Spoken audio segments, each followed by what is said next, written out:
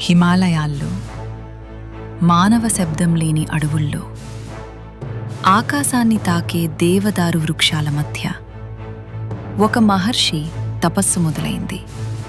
ఆయన పేరు పులహ మహర్షి. పులహ మహర్షి ఎవరు? పులహ మహర్షి బ్రహ్మదేవుని మానసపుత్రుడు. జ్ఞానం, నియమం, ఇవన్నీ ఆయనకు సహజం. కానీ పులహ మహర్షి లక్ష్యం సాధారణ మోక్షం కాదు. ఆయన కోరిక ఒక్కటే, శివుణ్ణి ప్రత్యక్షంగా దర్శించాలి. ఒకరోజు ఆశ్రమ జీవితం విడిచిపెట్టి పులహ మహర్షి హిమాలయాలకు బయలుదేరాడు. ఆ దారి సులభం కాదు. మంచు తుఫాన్లు, విషసర్పాలు, ఎత్తైన పర్వత మార్గాలు. కానీ ఆయన మనసులో ఒక్క నామం మాత్రమే మార్మోగేది: ఓం నమః శివాయ. ఒక నిశ్శబ్దమైన అరణ్యంలో శివలింగాన్ని ప్రతిష్ఠించి పులహుడు ఘోర తపస్సు ప్రారంభించాడు. ఆహారం లేదు, నిద్ర లేదు, మాటలు లేవు. శ్వాసతో పాటు శివనామస్మరణ. కాలం గడిచింది, ఏళ్లు గడిచాయి, యుగాలు గడిచినట్టే అనిపించింది. ఆ తపస్సు వల్ల అడవులు పవిత్రమయ్యాయి.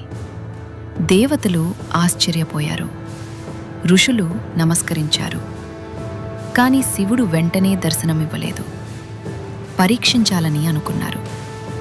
పులహ మహర్షి తపస్సు బలమైనదో కాదో, భక్తి ఎంత వినమ్రమైందో చూడటానికి.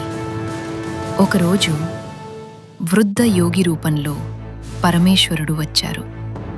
వచ్చి, మహర్షి, ఇంత కఠినమైన తపస్సు ఎందుకు? ఏం కావాలి నీకు అని అడిగాడు.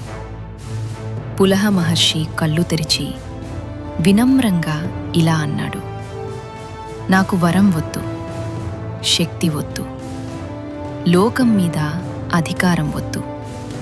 కానీ నిన్ను తెలుసుకోవాలనే తపన మాత్రమే ఉంది. ఒక్క క్షణంలో ఆ వృద్ధయోగి రూపం కరిగిపోయింది. ఆకాశం కంపించింది, హిమాలయాలు ప్రకాశించాయి. సమయం ఆగిపోయినట్టయింది.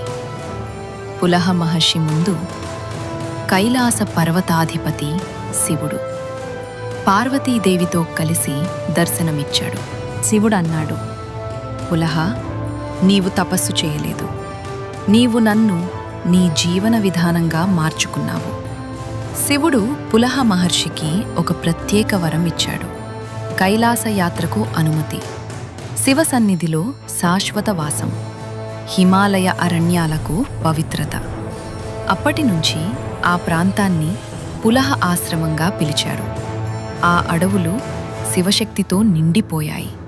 ఈ కథ మనకు చెప్పేది ఒక్కటే: శివుడు కోరికలతో కరిగిపోడు, వినయంతో ప్రసన్నమవుతాడు. తపస్సు అంటే బాధ కాదు, అంతరంగ సమర్పణ.